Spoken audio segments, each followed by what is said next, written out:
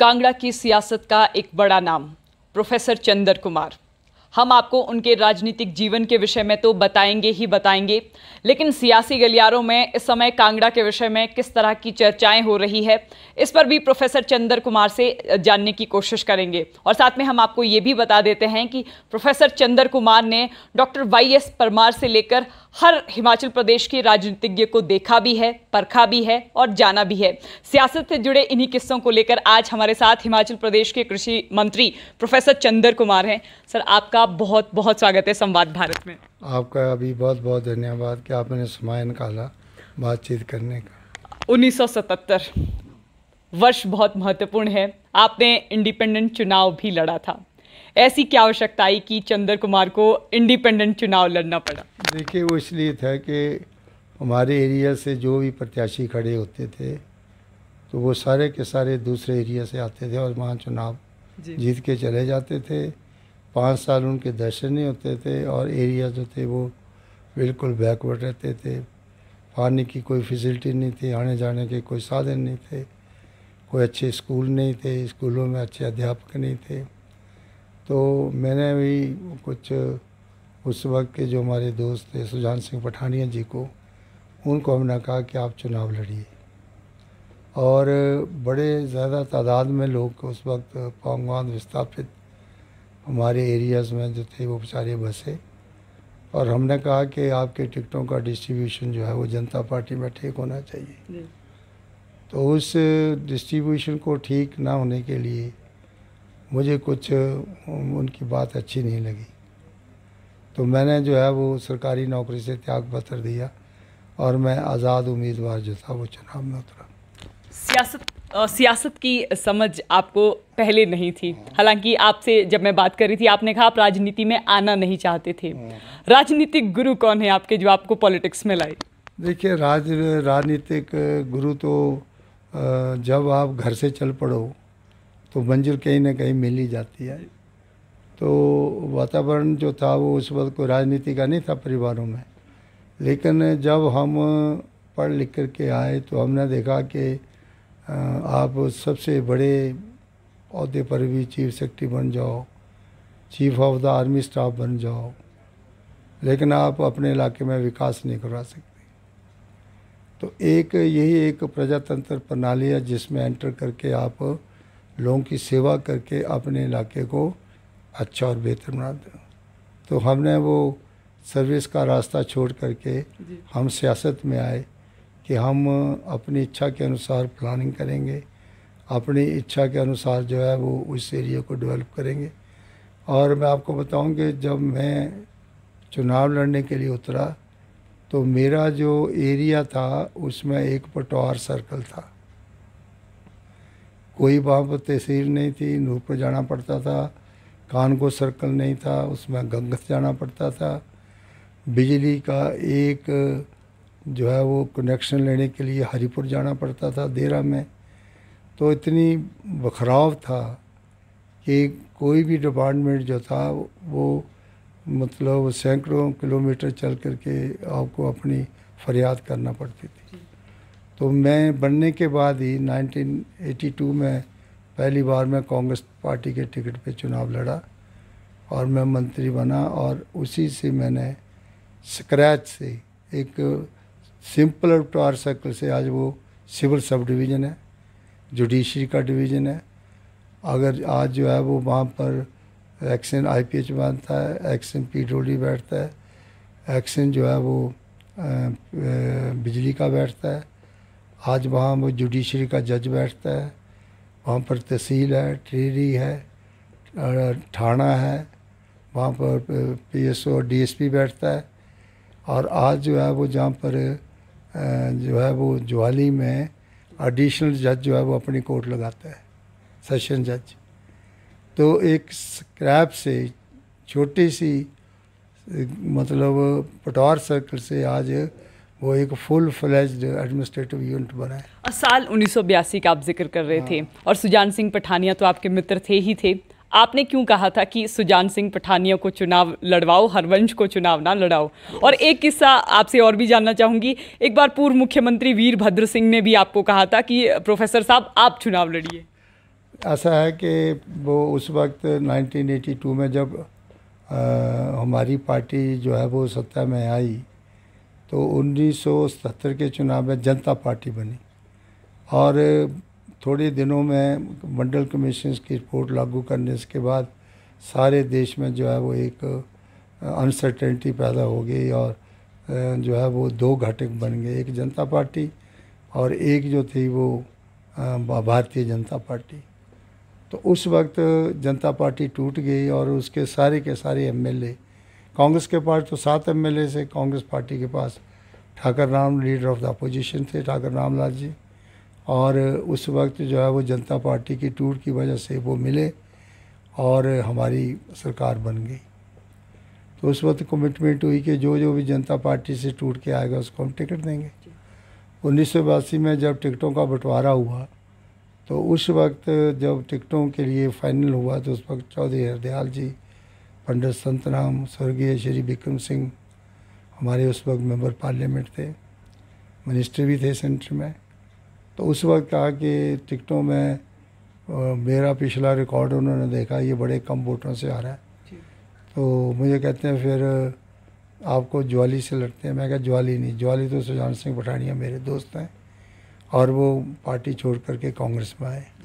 लेकिन हरवंश राणा जो है ये आरएसएस का प्रचार करा है और आरएसएस की शाखा लगाता है, तो इसका टिकट काटिए और वहाँ से गुलेर से मैं लड़ूंगा, सुजान सिंह पठानिया जो है वो ज्वाली से लड़ेगा। फिर हमने पहला चुनाव कांग्रेस टिकट के ऊपर। साल 1984 में विधानसभा डिसॉल्व भी हुई थी, असेंबली डिसॉल्व हुई थी। उस समय क्या घटनाक्रम हुआ था हिमाचल प्रदेश में? देखिए उस वक्त ठाकर रामलाल जी जो को था, भारत सरकार ने उस वक्त हमारी पार्टी ने यहाँ से ठाकर रामलाल जी को गवर्नर बना करके भेजा और दिल्ली से वीरभद्र सिंह जी को श्रीमती इंदिरा गांधी ने हिमाचल प्रदेश में जो है वो सरकार को चलाने के लिए भेजा। और उस वक्त कुछ हमारे एक दल ऐसा भी था, वो चाहता था कि ठाकर रामलाल जो है वो बने रहें। तो इंदिरा गांधी चाहती थी कि इसको हटा करके गवर्नर बनाएं, क्योंकि उस वक्त लकड़ी की तस्करी वगैरह ज़्यादा थी, जंगल कटे जा रहे थे। तो उन्होंने वीरभद्र सिंह को यहाँ भेजा और हम उनके साथ हो गए, क्योंकि हाईकमांड का ये आदेश था कि वीरभद्र सिंह के तत्वाधान में जो है वो सरकार बनेगी। तो वीरभद्र सिंह हमारे मुख्यमंत्री बने और मंत्रिमंडल में रिशफल हुई और उस वक्त मैं मतलब उस वक्त भी मैं मंत्रिमंडल में शामिल हुआ। तो कुछ दिन चलाने के बाद राज साहब ने कहा कि माइनॉरिटी गवर्नमेंट ही मैंने चलानी, मैं दोबारा लोगों के पास रेफरेंडम लेके जाऊंगा।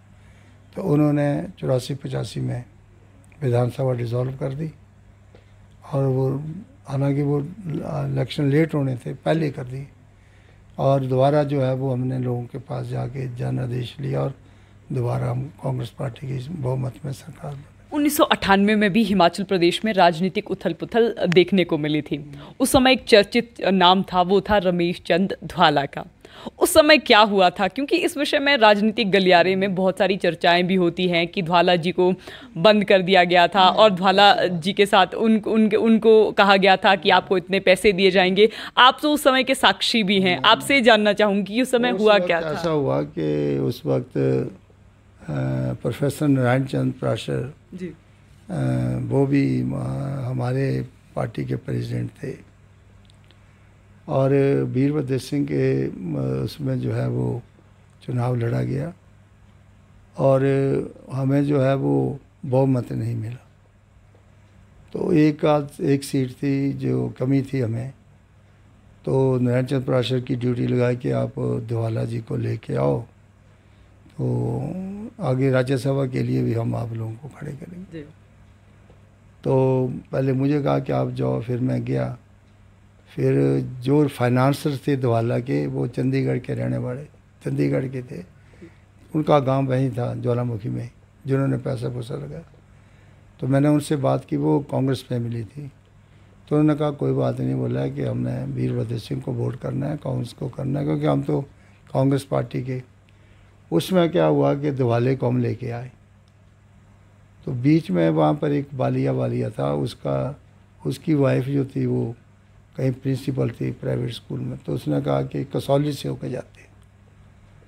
तो मैं चलो, कहते कि मेरी मिसेज वहाँ प्रिंसिपल है, तो वहाँ शाम को चाय वगैरह पी के फिर निकलेंगे। हम कसौली चले गए, फिर वहाँ से चाय वगैरह पी के निकले, तो आगे राजेंद्र सुशांत वगैरह वहाँ खड़े थे। तो उन्होंने कुछ उनकी गाड़ियाँ रोकी धुआले की, तो हम भी पीछे थे। वहाँ से थोड़ा बहुत रफड़ा हुआ, कुछ नहीं हुआ। उसके बाद जब जहाँ पर वो चला, वीरभद्र सिंह को मिलने चला था जी। और जब वो इस स्टेशन के पास, ये जो हमारा क्लब है शिमला क्लब, उसके उरली तरफ से ऊपर को जाता है रास्ता, तो वहाँ पर ये जो आपका हर्ष महाजन 10-12 आदमी लेके खड़ा था, और इसने क्या किया कि वो दुहाले की गाड़ी के बोनट के ऊपर बैठ गया कि इधर को चलो, और वहाँ पर हाथापाई होने लगी। वो चला तो था, लेकिन इनके एक्शन से वो थोड़ा, मतलब वो सारा गड़बड़ हो गया। बड़ी मुश्किल से वो गाड़ियाँ खींच करके ऊपर और इलाज में पहुँचे।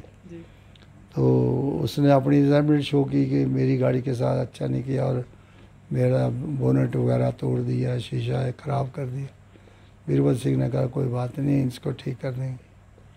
तो वहाँ उसको रखा। फिर वहाँ पर उसने कहा कि मैं यहाँ नहीं ठहरूँगा, मैं रेस्ट हाउस में, सर्किट हाउस में जाऊँगा। हम उसको सर्किट हाउस लेके आए।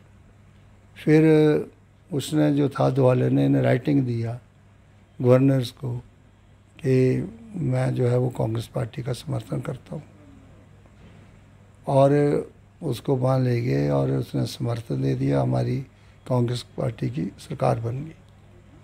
उसको जो है वो पानी का महकमा दे दिया, मुझे बिजली का महकमा दे दिया। फिर वो कहने लगा कि मैं ज़रा लोगों के पास जाना चाहता हूँ, लोगों को ज़रा मुबारकबाद देना का उन्होंने मुझे जताया है। तो एज ए कैबिनेट मिनिस्टर वो वहाँ पर गया। तो उस वक्त वीरभद्र सिंह कहने लगे कि इसके साथ कोई जाए, मैं किसी और को भेज दूँ। मैं तो उसको लाने के लिए गया था। 2004 में आपने गंगूराम मुसाफिर जो था वो उसको साथ भेजा जी। अब पीछे से क्या हुआ कि शांता कुमार को हाई कमांड ने आदेश दिया कि दुहाला आपका आदमी है, आपके संपर्क में, इसको आप वापस लाओ और हम अपनी गवर्नमेंट फॉर्म करेंगे जी। और अगर शांता कुमार को ये भी आदेश किया आडवाणी ने कि अगर आप दुहाला वापस नहीं आएंगे तो हम आपको मंत्रिमंडल से बर्खास्त करेंगे।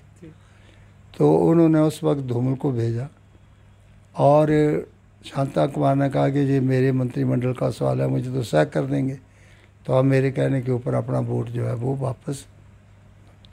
दोबारा उसने आकर के फिर कहा कि नहीं जी, मैंने मेरी आस्था शुरू से बीजेपी में रही है, तो मैं कांग्रेस में नहीं जाना चाहता। फिर हमारी सरकार अल्पमत में हो गई और उस वक्त धूमल ने ओथ ले ली। 3 हमारे बाई इलेक्शन जो थे उनके रिज़ल्ट, वोटिंग जो थी वो स्नोफॉल के बाद होनी थी, और वहाँ पर 3 सीटें जो थी वो भारतीय जनता पार्टी जीती, क्योंकि सरकार उनकी बन गई। अगर हमारी बनी होती तो हम जीत जाते। 2004 में आपने पूर्व मुख्यमंत्री शांता कुमार के खिलाफ चुनाव भी लड़ा था और ये आप चुनाव जीते भी थे। उस समय शांता कुमार जी शायद केंद्रीय मंत्री भी थे, और तो उस समय क्या हुआ था, कैसे आपने शांता कुमार जी को हराया था? क्योंकि उस समय तो सियासत पे उनका शायद काफ़ी बड़ा नाम था। शांता कुमार का बहुत बड़ा नाम था और वो कैबिनेट मिनिस्टर थे भारत सरकार में, और उस वक्त वीरभद्र सिंह को कोई कैंडिडेट नहीं मिल रहा था। तो उस वक्त वीर सिंह मनकोटिया ने इनकार कर दिया, उसके बाद चंद्रेश कुमारी ने इनकार कर दिया, और सत महाजन ने भी, पंडित संत राम ने भी। तो वीरभद्र सिंह ने मुझे बुलाया, यार चंद्र कुमार तुम ही लड़ो। मैं कहा कोई बात नहीं, मैं लड़ लेता हूँ। तो उस वक्त मुझे कहा गया कि आपने चंबा और कांगड़ा 17 विधानसभा क्षेत्र में घूम और आप जो है वो शांता कुमार के खिलाफ काम करना है। तो उस वक्त सभी के दिल में ये थी कि चंद्र कुमार जी शांता कुमार को नहीं हराएंगे, लेकिन प्रेस मीडिया में सब, उस वक्त इंडियन एक्सप्रेस का एक नामानगार चौधरी होता था जमानाबाद का, उसने एक आर्टिकल लिखा कि Shanta Kumar in the losing wickets Indian express में। तो उस वक्त यहाँ का जो नामानगार रहा है इंडियन एक्सप्रेस का विपिन पब्बी, वो बड़ा सीनियर कॉरेस्पोंडेंट था, वो वहाँ चला गया अपने चंडीगढ़। तो वो सारी कंट्रोल करता था इंडियन एक्सप्रेस को। तो उसने उसको पूछा कि आपने ये स्टोरी कैसे लगा दी कि Shanta Kumar in the losing wickets, क्योंकि मैं चुनाव लड़ रहा था। तो उसने कहा कि मैंने सर्वे किए हैं और चौधरी चंद्र कुमार की पोजीशन देखा है और he will win, Shanta Kumar will lose. तो उसने कहा कि नहीं नहीं, आप भी चौधरी हैं और वो कैंडिडेट भी चौधरी है, तो तुमने इसीलिए उसकी फेवर में ये लिखा है। उसने कहा मैंने रियलिटी है, जिस दिन ये रिज़ल्ट निकलेगा I will tender my resignation from Indian express. और वो बात वही हुई कि रिज़ल्ट निकला और वो चौधरी जो था उसने रिज़ाइन कर दिया। और उसने कहा विपिन पब्बी को कि मेरी रिपोर्टिंग सबसे सही थी, क्योंकि मैंने पहले कहा था कि Shanta Kumar on the losing wickets. Shanta Kumar ji के बारे में तो आपने बात की, लेकिन आपकी पंजाब यूनिवर्सिटी के किस्से भी बड़े आम हैं। जब 1966 में आपको गिरफ्तार करने के भी ऑर्डर आ गए थे और मुल्क राज आनंद जैसे प्रोफेसर भी आपके कॉलेज में थे, मैं उस समय का किस्सा भी जानना चाहूँगी कि उस समय हुआ क्या था। उस वक्त 1966 में जब मैं स्टूडेंट था 1965 में, तो ये मतलब लैंग्वेज के ऊपर जो थी वो स्टेट्स की डिवीजन्स की मांग उठी थी कि पंजाब जो था वो चाहता था कि हमारी अलग से स्टेट हो। तो उस वक्त लैंग्वेज कमीशन बैठा कि हिंदी स्पीकिंग एरियाज़ जो हैं उनको हरियाणा में दिया जाए और जो पहाड़ी स्पीकिंग एरियाज़ हैं उनको हिमाचल के साथ जोड़ा जाए। हमारी बेसिकली हमारे लोग जो थे बस पंजाबी भी पढ़ते थे, जितना ये हमारा मर्ज एरिया था, चाहे वो ऊना का था, कांगड़ा का था, हमीरपुर का था, लाहौल स्पीति और ये जितना आपका शिमला वगैरह सोलन, सारे मतलब पंजाब के पार्ट थे। हमारी यूनिवर्सिटी भी पंजाब में थी। पंजाब यूनिवर्सिटी में लाहौल स्पीति कुल्लू बरमौर के लोग भी पंजाब यूनिवर्सिटी में आते थे। और उस वक्त स्टूडेंट्स कंसेशन होती थी, बाई ईयर आते थे वो, लाहौल स्पीति और कुल्लू के लोग बच्चे बाई ईयर आते थे। तो उस वक्त वहाँ पर चला कि हम पंजाब के साथ नहीं जाना चाहते, हम भला अपनी स्टेट बनाएंगे। तो वहाँ पर चर्चा होती रहती थी, कहीं एक जलसे जुलूस निकलने थे तो उन्होंने कहा कि जी यूनिवर्सिटी में तोड़ फोड़ होगी, कि कुछ पंजाब के लड़के हैं, कुछ हरियाणा के हैं, कुछ हिमाचल के हैं। तो उन्होंने कुछ ग्रुप बनाए हैं, तो कुछ पंजाब के साथ रहना चाहते हैं, कुछ जो है वो डिवीज़न नहीं चाहते। तो रात को हमारे गिरफ्तारी वारंट आ गई। तो मैंने कहा मैंने तो कोई ऐसा पार्टिसिपेट नहीं किया। कहते कि नहीं आप एक संगठन के साथ जो बातचीत कर रहे थे। तो मैंने कहा पहले आप पंजाब यूनिवर्सिटी में जो थे कि स्टेट में आप अरेस्ट नहीं कर सकते थे, पहले आपको हेड ऑफ डिपार्टमेंट के परमिशन लेनी पड़ती। तो उन्होंने सुबह हेड ऑफ डिपार्टमेंट से परमिशन के लिए गए। तो उन्होंने कहा कि आपके ऐसे फैकल्टी का जो लड़का उसने ऐसे एक वहाँ पर ग्रुप में बैठ कर के ये योजना, उन्होंने कहा कि मेरे फैकल्टी का लड़का नहीं हो सकता। तो उन्होंने कहा कि मैं इसके ऊपर अलाउ नहीं करूँगा आपको। तब हमारी जान बची थी। अब आपसे मैं वर्तमान राजनीति को लेकर भी बात करना चाहूँगी। वर्तमान राजनीति को भी आप अब करीब से देख रहे हैं। सियासत में ये बात भी उठ रही थी कि सीनियर मोस्ट लीडर्स को हिमाचल प्रदेश का सीएम बनना चाहिए, जिसमें धनीराम शांडिल जी की भी बात हुई, जिसमें आपकी भी बात हुई। ऑब्जर्वर सिसिल होटल में आए थे। मैं आपसे जानना चाहूँगी कि उस समय हुआ क्या था? क्या चंद्र कुमार का नाम भी किसी ने प्रपोज किया था क्या? देखिए ऐसा है कि ये जो लीडरशिप का फैसला तो हाईकमांड ही करती है। और जो हमारे वर्तमान मुख्यमंत्री हैं श्री सुखविंदर सिंह सुक्खू जी, इनका संगठन में काफ़ी काम रहा है। ये एनएसयू के अध्यक्ष रहे हैं, ये यूथ कांग्रेस के प्रेसिडेंट रहे हैं और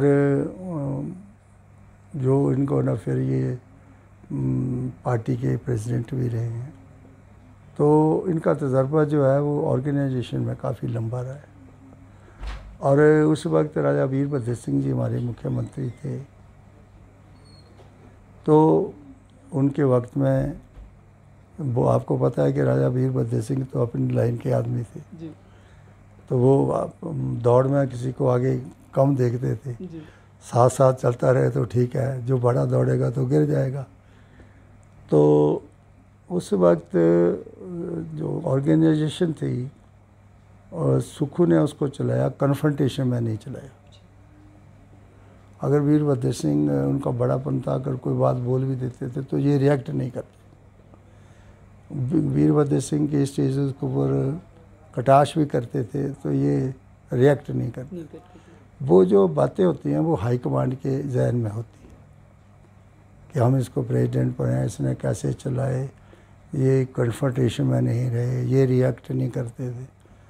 तो स्मूथ सीलिंग रही उस वक्त। और जब वीरभद्र सिंह जी हमारे बीच में चले गए तो उस वक्त बागडोर जो थी वो सोचा कि इस टूटती हुई कांग्रेस को कौन जो है इकट्ठा कर सकता है।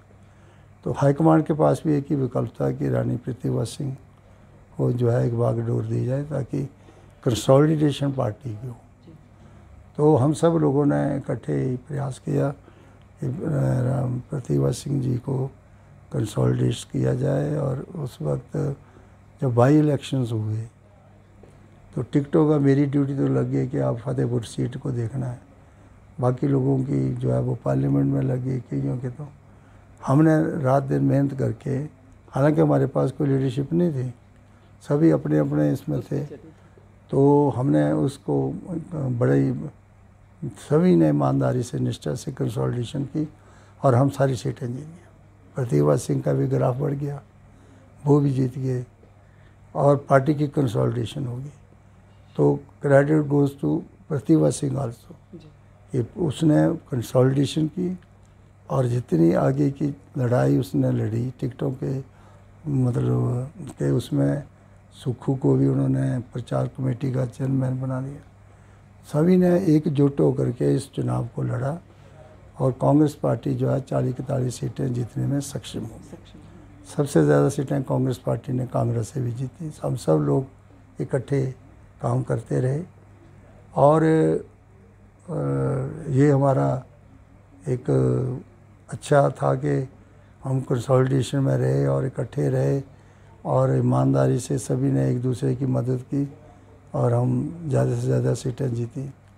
हालांकि हाईकमांड उस वक्त 2-3 मीटिंगें की तो उससे ज़्यादा कोई 1-2 मीटिंगों से कंसोलिडेशन नहीं होती है, लेकिन कैंडिडेट्स जो सिलेक्शन हुई वो अच्छी हुई और अच्छे सर्विस किए गए। और जो हमारी हाईकमांड है उन्होंने भी बड़ी गहन जो है वो पूरी इंस्पेक्शन की कि कौन जीत सकता है लास्ट तक, तो एक अच्छी चयन की। और आज सुखविंदर सिंह सुक्खू को मौका मिला है तो इनको कंसोलिडेट करना चाहिए हम सब लोगों को। हम इनके साथ हैं, जो कमी पेशी होगी तो समाज के साथ सब ठीक हो जाते हैं। He is a new man. जब मंत्री पद के चेहरे लोगों के सामने आए तो सियासी गलियारों में एक चर्चा हुई कि कांगड़ा को कम प्रतिनिधित्व मिला है, कांगड़ा को मात्र एक मंत्री मिला है और एक आईटी एडवाइज़र मिले हैं, वो भी कैबिनेट रैंक के साथ। लेकिन उसके अलावा कांगड़ा को कुछ भी नहीं मिला क्योंकि कांगड़ा का सियासत में चूँकि कांगड़ा का हिमाचल की सियासत में एक बड़ा नाम भी है। मैं आपसे जानना चाहूँगी, संतुष्ट हैं आप कांगड़ा को दिए प्रतिनिधित्व से? देखिए, कांगड़ा सबसे मैंने पहले कहा कि शिमला का रास्ता कांगड़ा से ही निकलता है।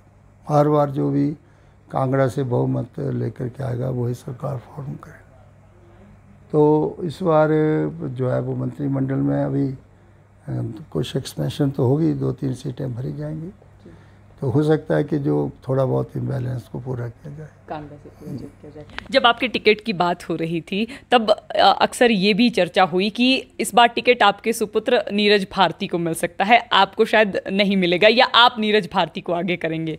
तो उसमें क्या हुआ था? आपने राय रखी कि मुझे चुनाव लड़ना है या नीरज भारती ने आपको? मैंने नहीं, मेरा तो अब लड़के को कहा कि आप 2 बार लगातार जीतते रहे तो आप लड़ो, अब हमारा टाइम नहीं है लड़ने का। तो उन्होंने कहा कि हार करके जो है वो रिटायरमेंट नहीं लेनी। अगर जीत करके रिटायरमेंट लेंगे और इस बार आप चुनाव लड़िए। मैं तो श्रीमती सोनिया गांधी का बड़ा आभारी हूँ कि मुझे एज ए मेंबर पार्लियामेंट उनके साथ बैठने का, बातचीत करने का मौका मिला है। जब मेरी फाइल उनको क्लियरेंस के लिए गई तो उन्होंने कहा कि जो हमारे एमपी रहे हैं वो लड़ेंगे। कहते जी हाँ जी, वो उनका कैंडिडेट रखा था, उनको लड़ो जी। तो ये इस बार आपके पुत्र और पूर्व में सीपीएस रहे नीरज भारती ने एक पोस्ट लिखी अपने सोशल मीडिया प्लेटफॉर्म पर। उन्होंने कहा कि व्यवस्था परिवर्तन से पहले अवस्था को बदलना ज़रूरी है। आप उनके इस कथन को किस तरह से देखते हैं? आपको पता है कि वो तो मन मर्जी का आदमी है जो कुछ जी। लेकिन व्यवस्था परिवर्तन जो है वो एक दिन से नहीं होता। हर चीज़ चलाई जाती है, एडमिनिस्ट्रेशन में देखना पड़ता है, फिर फाइनेंशियल पोजीशन भी स्टेट की देखनी पड़ती है। तो ये जो अदला बदली जो होती है इसमें समय ज़्यादा लगता है, वक्त ज़्यादा लगता है और इससे कुछ कंक्रीट रिजल्ट्स नहीं आते। आपके कार्यकाल की एक बहुत बड़ी बात आती है पैकिंग केस को लेकर। लोग इसके विषय में, शायद आपकी उम्र के लोग भी इस विषय में चर्चा करते हैं और वर्तमान में भी इस केस की बड़ी चर्चा होती है कि अगर पेड़ों को बचाने का काम किया है तो वो प्रोफेसर साहब ने किया है। मैं आपसे जानना चाहती हूँ, उस समय सुनने में आता है कि आप भिड़ भी गए थे लोगों से, वो पूरा किस्सा क्या था? वो ऐसा था कि मेरी ड्यूटी लगी, राजा साहब ने कहा, उस वक्त मैं जंगलात का वज़ीर था, कि अपने कोट खाई में जाना है और वहाँ पर पैकिंग केसेस के लिए कुछ गिल्टूस कहते थे, जो लॉग्स वगैरह। तो उस वक्त डॉक्टर गुप्ता जी मेरे जो थे वो प्रिंसिपल शिक्षक थे। हम गए तो वो लोग बड़े गुस्से में थे, हमें समाज के ऊपर पैकिंग केसेस के लिए लॉग्स नहीं मिल रहे, हमारी पेटियाँ नहीं आ रही। तो उन्होंने कुछ मैन हैंडलिंग की प्रिंसिपल शिक्षक से। मैंने उनको कहा, देखो भाई, हम तो आपकी प्रॉब्लम को सॉल्व करने आए, अगर आप इस प्रकार से बदतमीज़ी करोगे मेरे अफसरों से तो ये चीज़ मुझे बर्दाश्त नहीं है, तो आप चुप करके बैठ जाओ। पुलिस वगैरह थी वहाँ पर। मैं क्या, अगर आपने इस प्रकार का बिहेवियर करना तो मैं बंद कर दूँगा जंगल सारे और बिल्कुल एंट्री नहीं करने दूँगा आपको। और रात को मैं वहाँ नहीं रुका। मैं क्या, ये शरारत करेंगे। मैं रात को जुब्बल हाउस रुका, मैं राजा ब्रजेंद्र सिंह के वहाँ, तो वहाँ मैं रुका। तो रात को काफ़ी बातचीत हुई और मैंने प्रिंसिपल शिक्षक को कहा कि आप ही वहीं रुकिए। फिर सुबह में आया, राज साहब ने कहा क्या हुआ? मैं कह रहा ना ऐसे ऐसे बदतमीज़ी की है। कहते हैं तो बड़े पागल हैं। बोले आपने क्या एक्शन लिया? मैंने कहा कि भाई अगला इलेक्शन वीरभद्र सिंह मेरे चुनाव क्षेत्र से लड़ेगा और मैं क्या पैकिंग कैसे बंद करके जाऊँगा। कहता है ठीक ही आपने।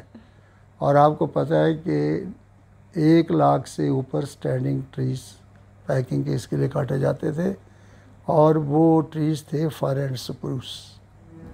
और जो पैकिंग केसेस में फायर एंड स्प्रूस लगता था वो जाके सेब जब बिक जाते थे तो वो सारी की लकड़ी अमीर लोग पैडलिंग के लिए, अपने घरों की पैडलिंग के लिए लगाते थे। फायर एंड स्प्रूस बड़ी सॉफ्ट होती है वो। तो मैंने उसको कहा कि अल्टरनेटिव लो आप।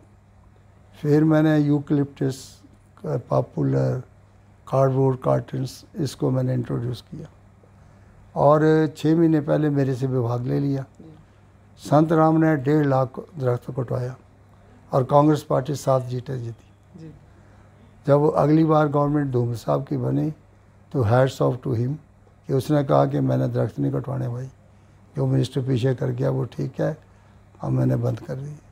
तो उस वक्त ये एक बहुत बड़ा हिस्टोरिकल डिसीजन था कि हमने फॉरेस्ट की कटिंग्स बंद कर दी और अल्टरनेटिव दे करके आज लोग जो है वो उसी में अपने सेब लेके जाते हैं। कुछ लोग कहते हैं कि चंदर कुमार जी बड़े एरोगेंट भी हैं, आप क्या मानते हैं? ये आप सीधा बोलते हैं या फिर एरोगेंट? एरोगेंट नहीं हूँ मैं, तो जो बात होगी वो स्टेट पे बोल देता हूँ, उसको अच्छी लगे या बुरी लगे। तो आदमी को डिसीजन मेकिंग होना चाहिए, टाल मटोल डिली डाली बातों से काम नहीं चलता। अब हिमाचल प्रदेश सरकार का कृषि विभाग आप संभाल रहे हैं, क्या नया देखने को मिलेगा प्रदेश के लोगों को इस विभाग? देखिए, मैंने आपको कहा कि हम इस कृषि विभाग को नई डायरेक्शन दे रहे हैं। हमने 10-10, 15-15 पंचायतों का एक क्लस्टर्स बनाया और रिमोट सेंसिंग से जो मैप आ रहे हैं उनको सभी को कहा कि अपनी साइट के ऊपर डाउनलोड करिए। पूरे का रूप पूरा खेत का लैंड यूज़ बदलेंगे, पूरे के पूरे सॉइल हेल्थ को देखेंगे, फर्टिलिटी सॉइल के सर्वे निकालेंगे, कंटूर कल्टीवेशन के सर्वे करेंगे, क्रॉप पैटर्न को बदलेंगे और कमर्शलाइजेशन की तरफ जाएंगे। ये नहीं है कि जो कुछ कमाया वो खा लिया। हम इजाफा करना चाहते हैं किसान की खेती बाड़ी में, इसलिए जितने रिसोर्सेज हमारे उनको हम पूल करना चाहते हैं एक क्लस्टर में, और वो क्लस्टर जब ठीक होगा तो उसको हम रेप्लिकेट करेंगे। तो इसके लिए मैंने पूरा सर्टिफिक लाइन्स के ऊपर एग्रीकल्चर जो है उसको लाने की कोशिश कर रहा हूँ।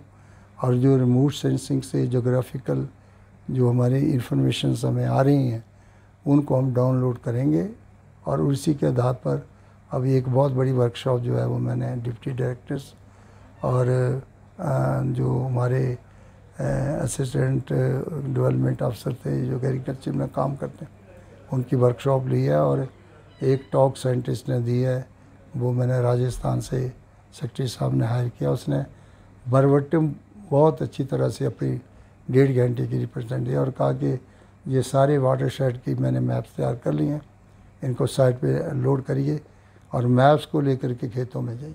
आपका बहुत बहुत धन्यवाद। ये करने का सत्ता, सियासत और सियासी गलियारों की चर्चा में आज हमारे साथ हिमाचल प्रदेश में 6ठी बार के विधायक और इसके अलावा पूर्व सरकारों में भी मंत्री रह चुके हैं और इस सरकार में कृषि मंत्री हैं। तो फिलहाल संवाद भारत में अभी के लिए बस इतना ही। नमस्कार।